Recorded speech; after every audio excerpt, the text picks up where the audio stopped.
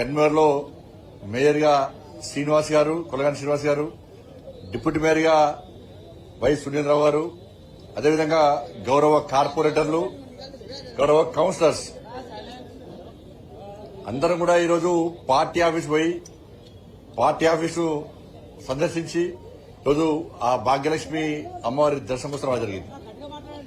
మీ అందరూ తెలుసు భాగ్యలక్ష్మి అమ్మవారి శక్తి ఏందో ఇవాళ తెలంగాణ కాదు మొత్తం దేశమంతా తెలుసు. ఇలా ఒక శక్తివంతమైనటువంటి ప్రాంతం ఇది.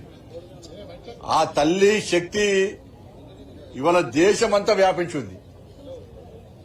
నాకు ఆ కరీంనగర్ లో నా మహాశక్తి ఆ తల్లి, ఇక్కడ పాత బస్తీలోని నా భాగ్యలక్ష్మి అమ్మవారు. ఆ అమ్మవార్ల కరుణా కటాక్షంతోనే ఇప్పటివరకు ఎలాంటి ఆటంకాలు అడ్డంకులు లేకుండా ఎన్ని ఆటంకాలు వచ్చినా, ఎన్ని అవరోధాలు వచ్చినా, ఎన్ని కుట్రలు జరిగినా, ఎన్ని కుతంత్రాలు జరిగినా అక్కడ మహాశక్తి అమ్మవారు, ఇక్కడ ఈ భాగ్యలక్ష్మి అమ్మవారి యొక్క కరుణా కటాక్షలు నా మీద మా పార్టీ మీద ఉన్నాయి కాబట్టే అన్నింటిని తట్టుకొని ఇలా ఈ విజయ పరంపర కొనసాగిస్తున్నాం మేము. అందుకే ఆ తల్లిని మొక్కున్నాం. తల్లి మా అభ్యర్థులకు ఆశీర్వాదమి, మా అభ్యర్థులకు దేశము ధర్మము సమాజం అనే ఒక లక్ష్యంతో ఒక ఆలోచనతో సేవ చేయడానికి కమలం పూ గుర్తు మీద నరేంద్ర మోడీ గారి సారథ్యంలో, నితిన్ నబీన్ గారి యొక్క ఆధ్వర్యంలో, ఇక్కడ రామచంద్ర గారి నాయకత్వంలో వాళ్ళు పోటీ చేస్తున్నారు. ఒక మంచి ఆలోచన పోటీ చేస్తున్నారు. ఒక ఆశీర్వాదం ఈ తెల్లని చెప్పి ఆ రోజు మొక్కుకున్నాం. ఆ మొక్కు తీసుకోవడానికే ఈరోజు మా అందరి అభ్యర్థులతో, మా నాయకులతో అందరితో కలిసి ఈరోజు తల్లి దర్శనం చేసుకోవడం జరిగింది. చాలా పవర్ఫుల్ టెంపుల్. మళ్ళీ చెప్తున్నా, ఎప్పుడు ఎన్నికలు జరిగినా ఈ తెలంగాణ రాష్ట్రంలో వచ్చేది భారతీయ జనతా పార్టీ ప్రభుత్వము. భారతీయ జనతా పార్టీ ప్రభుత్వం వచ్చిన వెంటనే ఇలా ఈ భాగ్యలక్ష్మి అమ్మవారి టెంపుల్ ను గోల్డెన్ టెంపుల్ గా 100% మార్చుతాం. ఇలా పంజాబ్ లో స్వర్ణ దేవాలయం ఏ విధంగా ఉందో ఇలా ఈ తెలుగు రాష్ట్రాల్లో ఈ ప్రాంతంలో ఇలా భాగ్యలక్ష్మి అమ్మవారిని ఆ దేవాలయాన్ని గోల్డెన్ టెంపుల్ గా మార్చి తీర్థం. ఆ అమ్మవారికి అట్లా సేవ చేసే అవకాశం మాకు ఇవ్వాల్సిందిగా అమ్మవారిని వేడుకుంటున్నాం మేము. ఎందుకంటే ఇక్కడ ఉన్నటువంటి హిందూ సమాజానికి రక్ష ఆ తల్లే. ఇక్కడ నుంచి ఇక్కడ గుండాల యొక్క ఎంఏం పార్టీ గుండాల యొక్క అరాచకాలు తట్టుకోలేక చాలా మంది హిందువులు వేరు. ఇవాళ అందరు హిందువులందరూ కూడా అమ్మవారి ఆశీర్వాదంతో మళ్ళీ వచ్చిన ప్రశాంతంగా జీవిస్తున్నారు. ఇవాళ ఎన్ని అడ్డంకులు వచ్చినా తట్టుకొని పోతున్నారు. ఇవాళ అందుకే నేను భారతీయ జనతా పార్టీ రాష్ట్ర అధ్యక్షుడిగా ఉన్నప్పుడు ఆ తల్లి శక్తి తెలుసుకునే ఇదే ప్రాంతంలో ప్రభుత్వం అడ్డగించిన, పోలీసులు అడ్డుకున్నా, ఎన్ని అవాంతరాలు ఏర్పడ్డా కూడా ఆ తల్లిని మొక్కున్నాం. ఇదే గడ్డ మీద టైము, డేటు, ప్లేస్ చెప్పినాం. దాని ప్రకారం ఇదే గడ్డ మీద ప్రజా సంగ్రామ యాత్ర 2021 ఆగస్టు 28. ఈ రోజు ఆగస్టు 28 అనుకోకుండా కలిసి వచ్చింది. ఈ రోజు ఆగస్టు 28. ఇదే రోజు ఇక్కడ ప్రజా సంగ్రామ యాత్ర ప్రారంభించినాం. 1640 కిలోమీటర్లు నడిచినాం. ఇలా ఇవాళకి 1640 రోజులు ప్రజా సంగ్రామ యాత్ర చేసి అన్ని అనుకోకుండా కలిసి వచ్చినాయి. 1640 కిలోమీటర్లు నడిచినాము. ఈ రోజుకి యాత్ర స్టార్ట్ చేసి 1640 రోజులైంది. కానీ యాత్ర ఏ విధంగా అక్కడి కేసీఆర్ ప్రభుత్వం ఏ విధంగా అరాచకంగా అడ్డుకున్నదో, ఏ విధంగా దాడులు చేసిందో అన్నిటిని తట్టుకొని మా లక్ష్యం మోడీ రాజ్యాన్ని రావాలి, తెలంగాణ రాష్ట్రంలో రామరాజ్యాన్ని రావాలి అని చెప్పి ఒక లక్ష్యంతో ఇవాళ ప్రజా సంగ్రామ యాత్రను ఏ విధంగా దిగ్విజయవంతం చేస్తామో దానికి అంతటి కారణం ఆ తల్లిదయ. ఈరోజు మాదే అడ్డా అనుకున్నటువంటి ఎంఐఎం పార్టీ మెడలు వంచి ఎంఐఎం పార్టీ మా యాత్రను అడ్డుకుంటా అని చెప్పినప్పుడు కూడా ఇలా నీ అడ్డ కాదురా ఇది మా అడ్డ అని చెప్పి ఈయన వేదిక పెట్టి జై శ్రీరామ్ భారత్ మాతకి జై అని గాండ్రిస్తూ గర్జించిన కార్యకర్తలు, నా దమ్మున్న భారతీయ జనతా పార్టీ కార్యకర్తల విషయాన్ని 2021 ఆగస్టు 28 రోజు స్పష్టం చేసినాం. ఎవరితోనేం కాలే. ఆ రోజు ఎంఎం పార్టీతో కుమ్మకే బీఆర్ఎస్ పార్టీ అడ్డుకునే ప్రయత్నం చేసింది. ఈ రోజు తెలంగాణ రాష్ట్రంలో అవే పరిస్థితులు. కాంగ్రెస్ పార్టీ ప్రభుత్వం వచ్చిన తర్వాత 27 నెలల్లో ఈ తెలంగాణ రాష్ట్రంలో హిందువుల పరిస్థితి ఏ విధంగా ఉందో ఒక్కసారి హిందూ సమాజం ఆలోచించుకోవాలి. జిహెచ్ఎంసీ ఎన్నికల్లో భారతీయ జనతా పార్టీ అభ్యర్థులు 48 మంది గెలిపించారు కాబట్టే ఇవాళ అడుగడుగున మా కార్పొరేటర్లు హిందూ సమాజానికి ఏ ఆపదర్శన అడ్డుకున్నారు వాళ్ళు. కానీ ఈ రోజు ఏం జరుగుతుందో ఒకసారి హిందూ సమాజం ఆలోచించాలి. వాళ్ళు కాంగ్రెస్ పార్టీ ఎంఐఎం పార్టీ కుట్రలు అన్నీ సిగ్గుండాలే. కాంగ్రెస్ పార్టీలకు బీఆర్ఎస్ పార్టీలకు సిగ్గుండాలే. ఎవడు ఏ ప్రభుత్వం వచ్చినా బీఆర్ఎస్ వచ్చినా కాంగ్రెస్ వచ్చినా మా బూట్లు నాకాలే, మా కాళ్ళ కింద వాడు బతకాలే అని చెప్పి ఎంఐఎం పార్టీ వారిని ఇచ్చినా కూడా సిగ్గు లేకుండా ఇలా కాంగ్రెస్ బీఆర్ఎస్ వాళ్ళు ఎంఐఎం పార్టీని బూట్లు నాకు ఇలా బతుకు మీ బతికెందుకో అర్థం కాలి పని మీరు బతికే రానేనట్టుండి వాళ్ళ కాంగ్రెస్ పార్టీలో బీఆర్ఎస్ పార్టీలో ఉన్న హిందూ నాయకులారా, హిందూ కార్యకర్తలారా, నేను రెచ్చగొడుతున్న వాస్తవాలు చెప్తున్నాను. నేను మీ లోపల హిందూ రక్తం ప్రవహిస్తే, మీరు నిజంగా హిందువులు అయితే, మీరు పౌరుషం ఉంటే ఆ పార్టీని ఇష్టపడండి. కాషాయం జెండా పట్టుకోండి.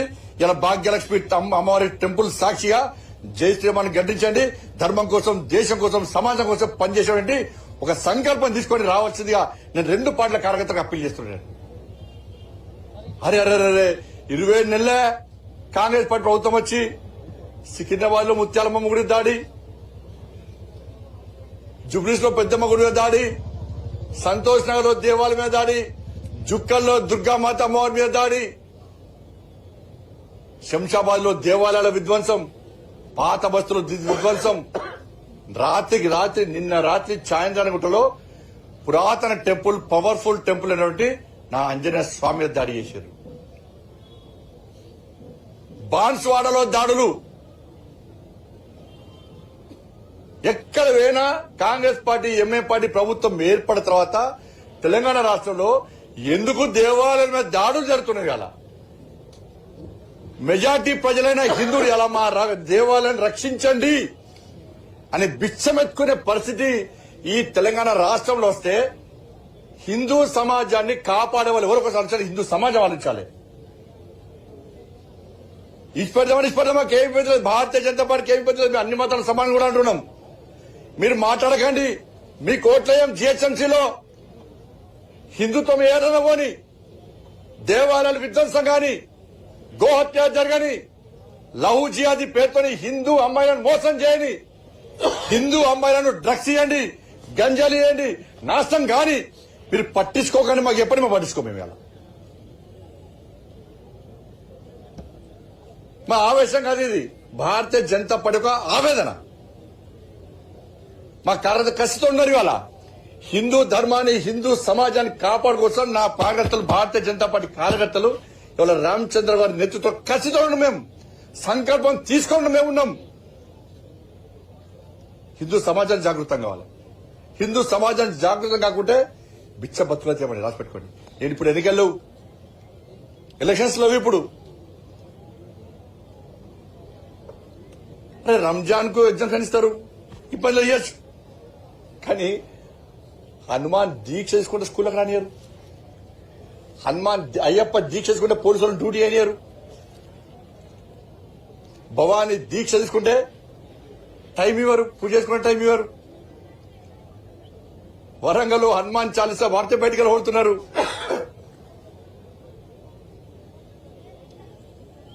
ఇది ఆ పరిస్థితి దేశం తెలంగాణ రాష్ట్రంలో హిందువుల పరిస్థితి. ఇట్లా బతుకుమంటారా? ఇట్లా బతుకుదామా? ఒక్కసారి హిందూ సమాజం ఆలోచించాలి. ఇట్లా బతుకుదామా? 80% ఉన్న హిందువుల గురించి ఏ పాట ఆలోచిస్తుంది? ఒక ఆలోచించండి. ఇవాళ మేము మాట్లాడితే మతతత్వం ఉంటున్నారు.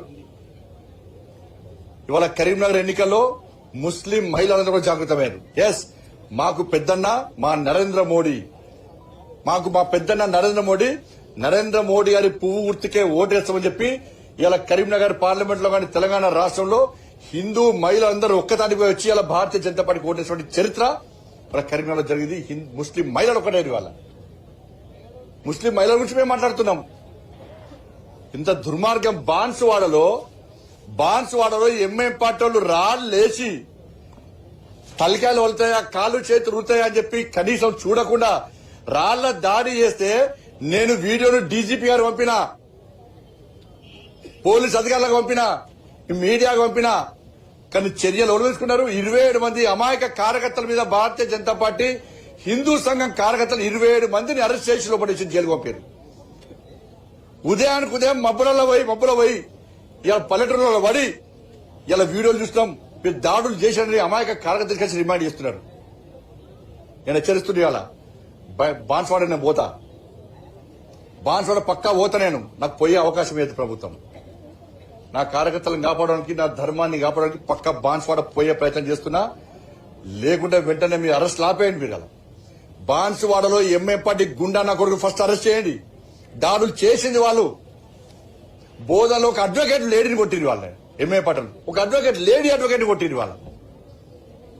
అరే దేవాల మీద దాడులే, హిందువుల మీద దాడులే, అడ్వకేట్ల మీద దాడులే, బీజేపీ నాయకుల మీద దాడులే, పోలీసుల మీద దాడులే, పోలీస్ ఆఫీసర్ మీద దాడులే. ఇన్ని అరాచకాలు తెలంగాణ రాష్ట్రంలో ఎంఎం పార్టీ చేస్తుంటే, కాంగ్రెస్ పార్టీ ఎంఎం పార్టీని మోస్తుంటే, వాళ్ళకు జోక్తుంటే ఎందుకు మాట్లాడొద్దని అడుగుతున్నాను నేను. ఎందుకు పక్కా మాట్లాడతాం మేము. ఇలా జిహెచ్ఎంసీ ఎన్నికలని చెప్పి ఎంఎం పార్టీకి ఇలా రేవంత్ రెడ్డి వాళ్ళ తాత ఆస్తి వాళ్ళ నాన్న ఆస్తున్నట్టే ఇలా ఎంఎం పార్టీ రాసేసాడు. 3 ముక్కలు చేసిండు. పక్కా తిరుగుతాం. Congress party MM party Bhagavatam అంటే బయటపడతాం. ఇవాళ బిడ్డ 3 కార్పొరేషన్లో ఇలా భారతీయ జనతా పార్టీ పక్కా గెలుస్తుంది. గెలిచి తీర్చన్న నమ్మకం ఇలా మాకుంది. ప్రజలందరూ జాగృతం కావాలి. అభివృద్ధి చేసేది మేము. భాగ్యనగర్ అభివృద్ధికి నిధులు ఇచ్చింది నరేంద్ర మోడీ ప్రభుత్వం. బీఆర్ఎస్ పార్టీ ఒక్క పైసా వేయాలి. కాంగ్రెస్ పార్టీ 27 నెలల్లో ఒక్క పైసా వేయాలి. 27 నెలలు అయింది వాళ్ళు వచ్చి. 18 క్యాబినెట్లు నిర్వహించుకున్నారు వాళ్ళు. 18 క్యాబినెట్లలో ఏ రోజు ఎంఐఎం పార్టీ, గతంలో బీఆర్ఎస్ పార్టీ అని ఇప్పుడు కాంగ్రెస్ పార్టీ అని, అరే పాత బస్తీలో మేము రాజ్యం వెళ్తున్నాం, మా పాత బస్తీ అభివృద్ధికి నిధులు అని చెప్పి ఏ ఒక్కరోజైనా ఎంఏ పార్టీ పాత బస్తీ అభివృద్ధి కోసం అడిగిందా? ఇలా పాత బస్తీలో ముస్లిం సమాజం ఆలోచించాలి. ఓవైసీ ఆస్తులు పెరుగుతున్నాయి, ఓవైసీ కుటుంబం ఆస్తులు పెరుగుతున్నాయి. ఓవైసీ ఏ ప్రభుత్వం ఉంటే ఆ ప్రభుత్వానికి ఏ ఓవైసీ కుటుంబం ఇవాళ దాసోహం అంటే వాళ్ళ వ్యాపారాలు పెంచుకునే ప్రయత్నం చేస్తున్నారు, వాళ్ళ ఆస్తులు పెంచుకునే ప్రయత్నం చేస్తున్నారు. ఇలా పాత బస్తీలో ఉన్న ముస్లింస్ ఆస్తులు పెరిగినాయా? మీ బతుకులు బాగుపడ్డాయా? మీ పిల్లలకు ఉద్యోగాలు వచ్చినాయా? మీకు ఇండ్లు వచ్చినాయా? మీ గల్లీలో రోడ్లు ఉన్నాయా? మీకు లైట్లు వచ్చినాయా? మీకు వాటర్ సప్లై ఉన్నాయా? ఏం లేవు. అక్కడ ఏం లేవు. సపరేట్ రాజ్యం మీద ఎంఏం పాటలు 3 త్రిపుల్ ఎన్ని పోయినా వాళ్ళకు ట్యాక్స్ చాలా నేరు. కరెంటు బిల్లు కట్టిన అడుగుతుంది దాడులే, నల్లా బిల్లు అడుగుతుంది దాడే, ఇంటి పని అడుగుతుంది దాడే. పన్నులు మేం కట్టాలి, పైసలు వాళ్ళకు. అది నేను అప్పీల్ చేస్తున్నా.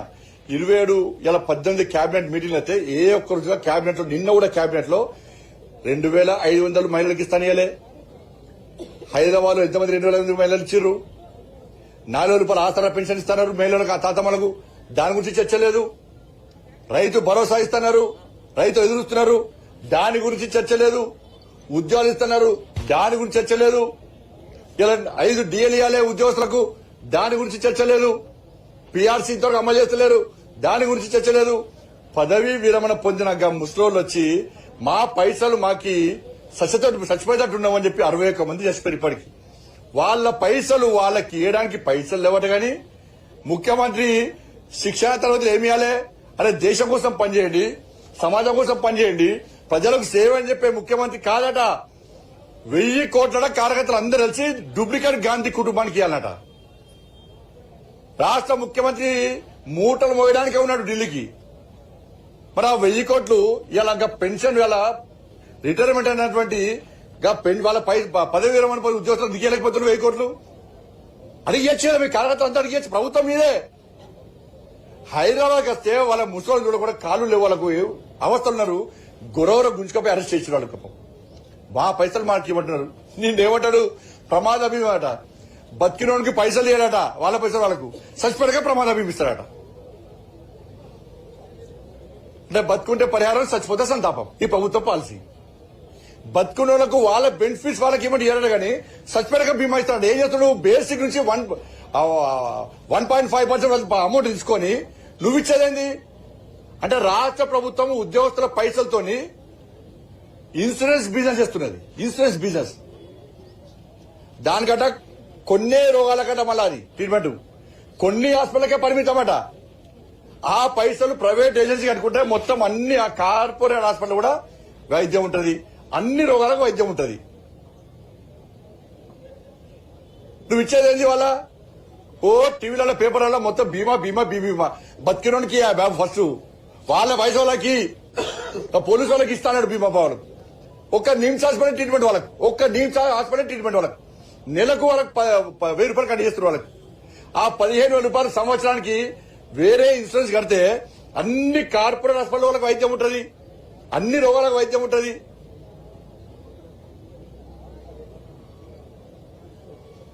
కాబట్టి 6 గ్యారెంటీల మీద 18 సార్ల క్యాబినెట్ చెప్తే ఏ ఒక్క క్యాబినెట్ లో కనీసం చర్చ జరగలేదు.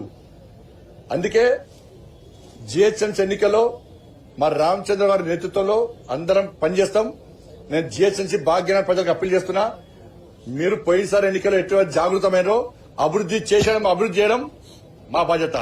చేస్తున్నది నరేంద్ర ప్రభుత్వం. అభివృద్ధి మా నినాదం, హిందుత్వమే మా అజెండా. 100% ఈ భాగ్యనగర్ లో సమాజాన్ని జాగృతం చేస్తాం.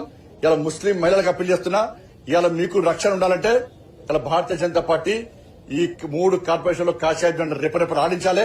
అప్పుడే ఈ భాగ్యనగర్ కాపాడబడుతుంది. లేకుంటే ఇదే విధంగా దాడులు జరుగుతాయి.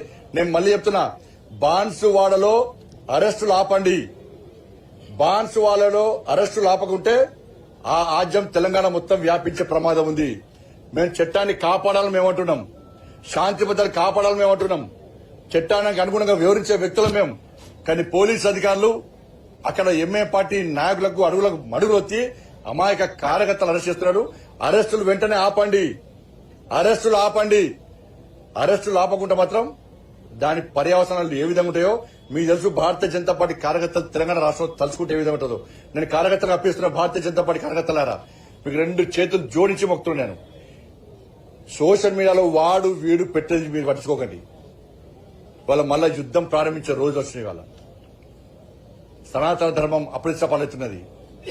ధర్మాన్ని హేళన చేస్తున్నారు. సమాజాన్ని, హిందూ సమాజాన్ని చీల్చే ప్రయత్నం చేస్తున్నారు. హిందూ దేవాలయం దాడులు జరుగుతున్నాయి. బిస్తర్ దుల్పండి, కాషాయ జెండా కమలపు జెండా పట్టుకొని బయట రండి. ఇవాళ జిహెచ్ఎంసీ ఎన్నికల్లో కాంగ్రెస్ పార్టీకి గుణపాఠం చెప్పాలి. బీఆర్ఎస్ పార్టీ ఆల్రెడీ అడ్రస్ లేకుండా పోయింది. ఇవాళ మన దమ్మేందో చూపట్టాల్సిన బాధ్యత ప్రతి భారతీయ జనతా పార్టీ కార్యకర్తల మీద ఉందని చెప్పి అందరికీ అప్పీల్ చేస్తూ ఇలా కరీంనగర్ లో మా గెలుపుకు సహకరించిన రాష్ట్ర అధ్యక్షుడు రామచంద్రరావు గారికి, రాష్ట్ర పార్టీకి అందరూ కూడా హృదయపూర్వక ధన్యవాదాలు తెలియజేస్తూ బీఫామ్ ఇచ్చి మా అభ్యర్థులు పోటీ చేసే అవకాశం ఉన్నటువంటి నరేంద్ర మోడీ గారికి, నితిన్ నబీన్ గారికి, అమిత్ షా గారికి హృదయపూర్వక ధన్యవాదాలు తెలియజేస్తున్నాం. అందరికీ జై శ్రీరామ్.